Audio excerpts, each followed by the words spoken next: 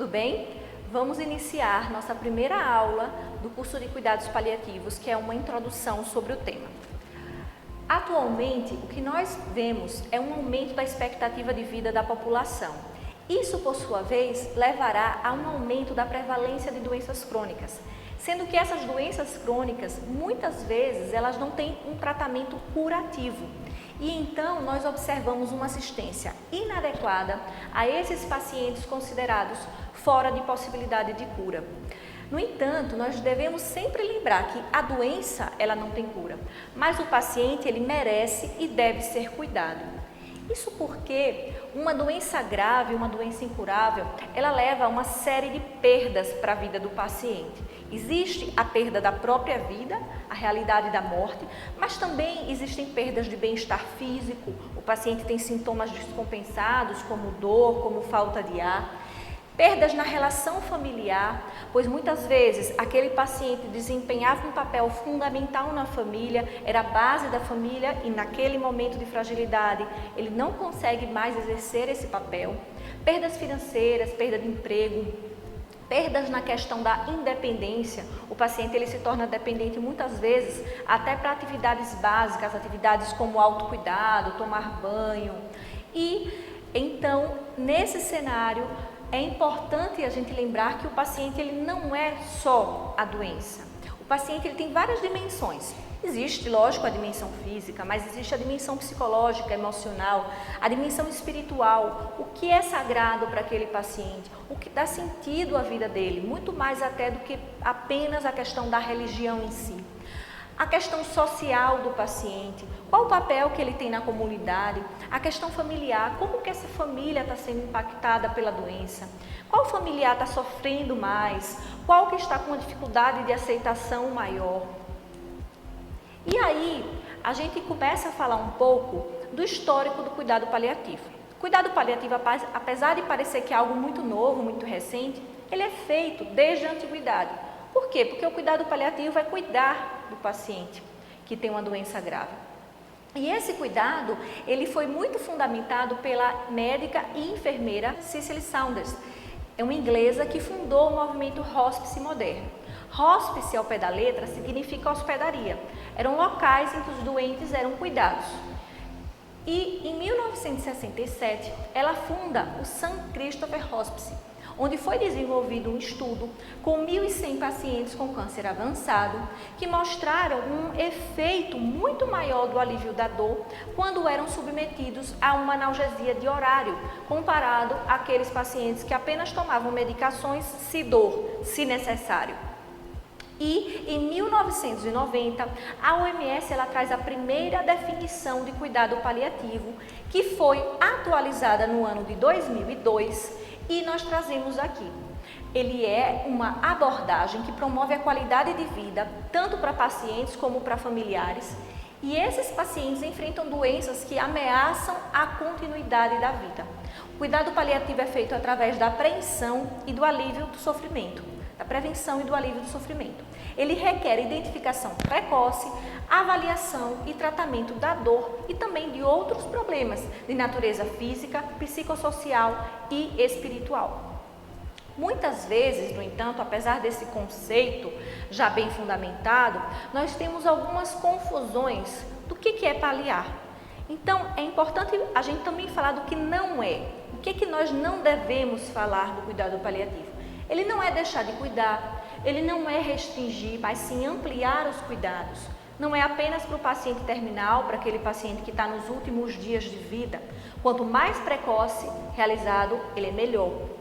E ele não é deixar de indicar procedimentos, mas avaliar a proporcionalidade, ou seja, o custo-benefício, o que aquilo vai trazer de qualidade de vida, ou o que aquilo vai prejudicar a qualidade de vida daquele paciente, e assim avaliar se deve ser feito ou não.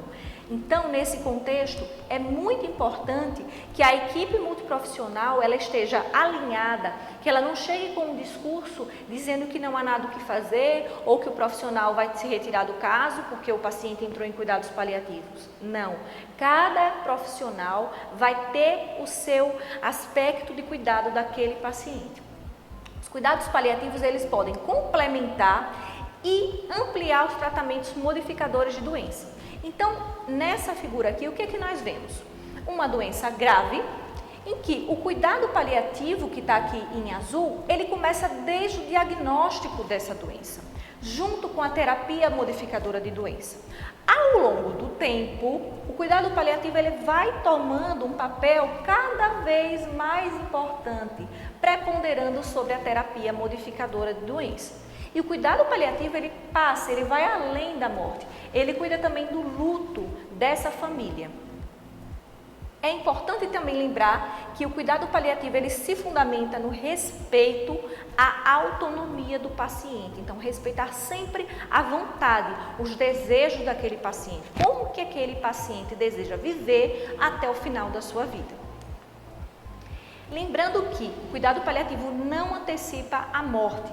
Muito pelo contrário, nós temos um estudo clássico feito no New England Journal of Medicine, em que ele mostrou que pacientes submetidos a cuidados paliativos associados ao tratamento padrão tiveram uma melhor qualidade de vida, menos sintomas depressivos e um aumento de sobrevida de 3 meses em relação aos que receberam apenas o tratamento padrão.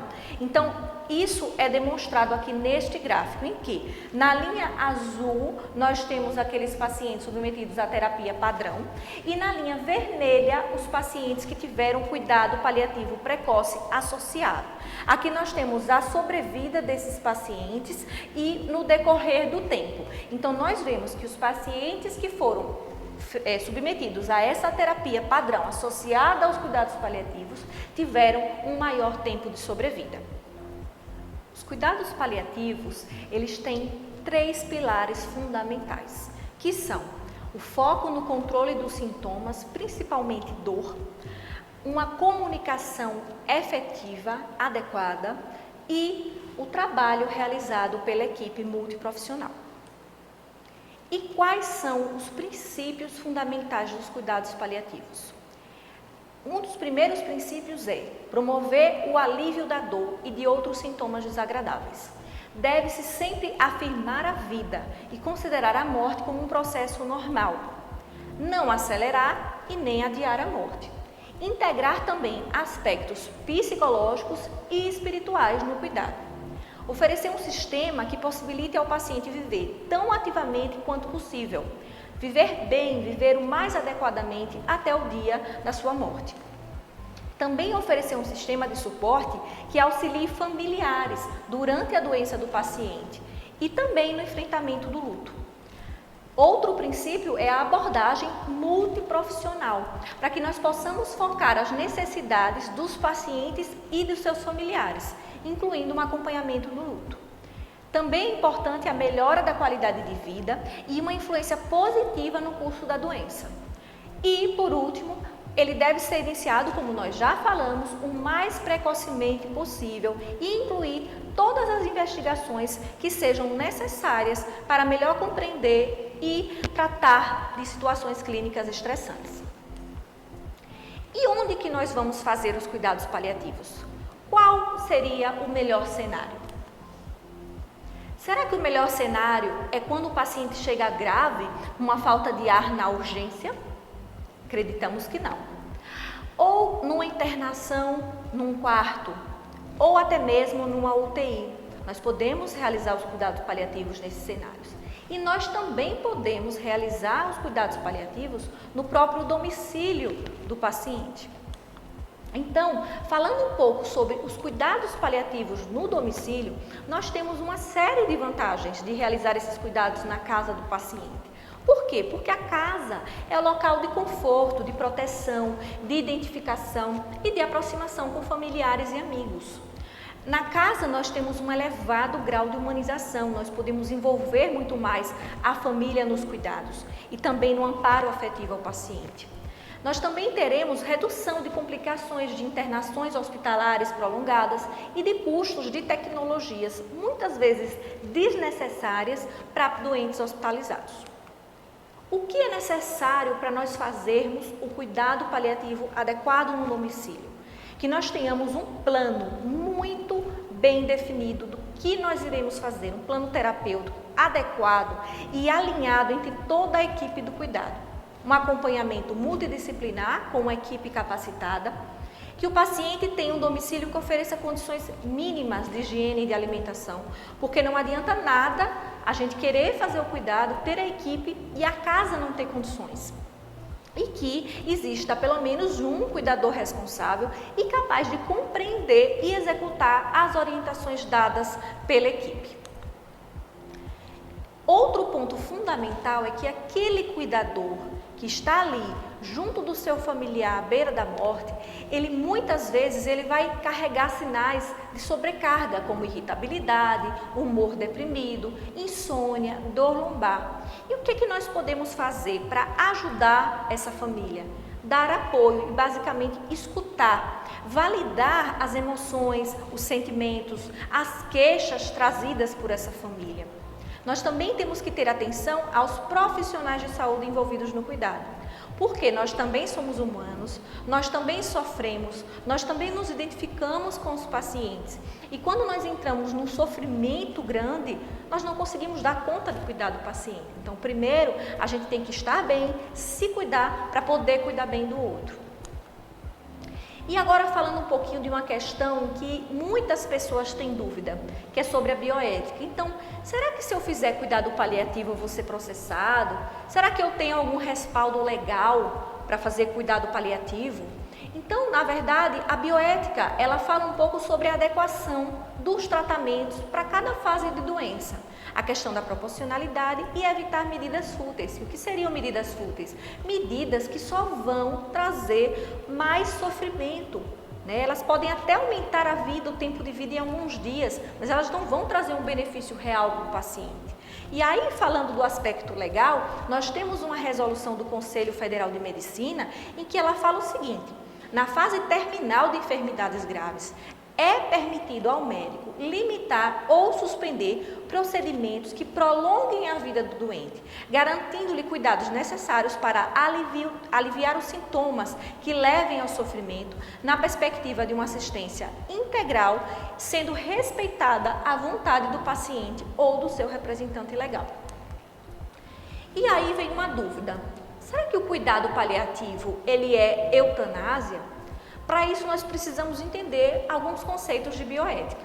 O que é eutanásia? Eutanásia é uma atitude que pode ser feita tanto pelo profissional como pelo leigo, com o objetivo principal de promover a morte de uma pessoa em sofrimento.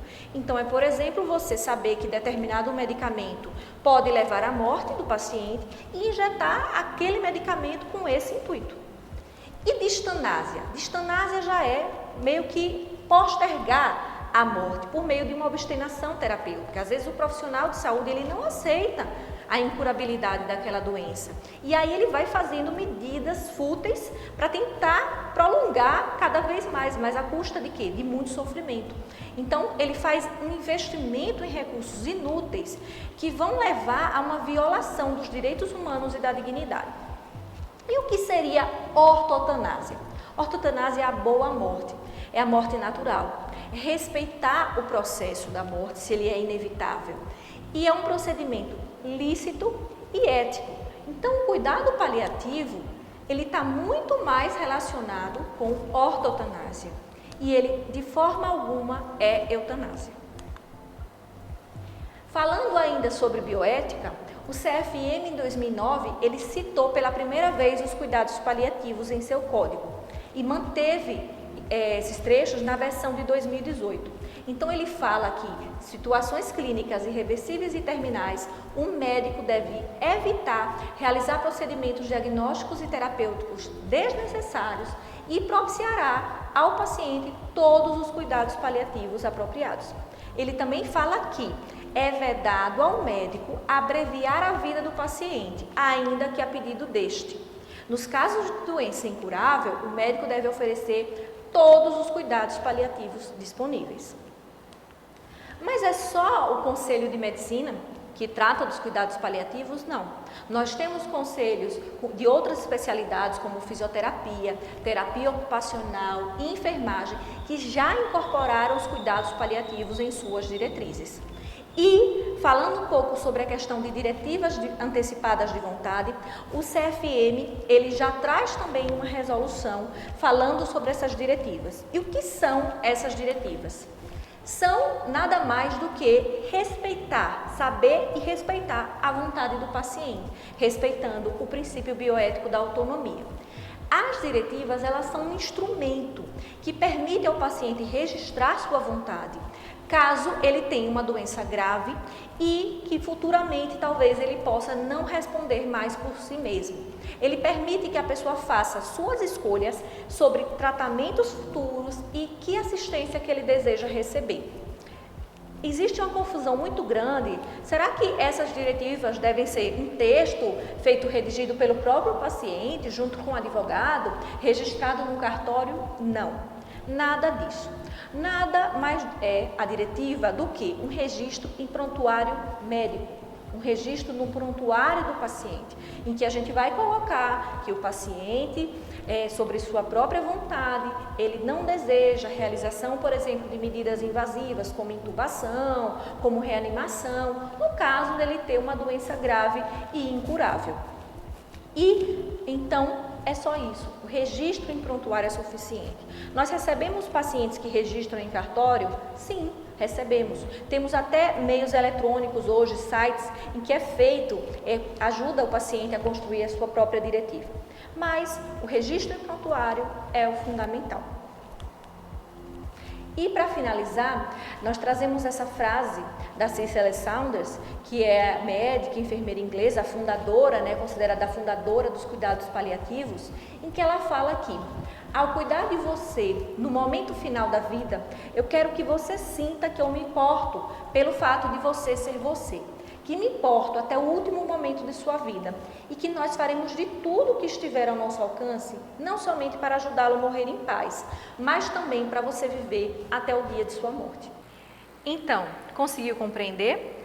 Assista esta aula quantas vezes quiser e também leia os nossos materiais complementares. A Constante Educação em Saúde está à sua disposição. Na nossa próxima aula, nós falaremos sobre comunicação em cuidados paliativos. Até lá!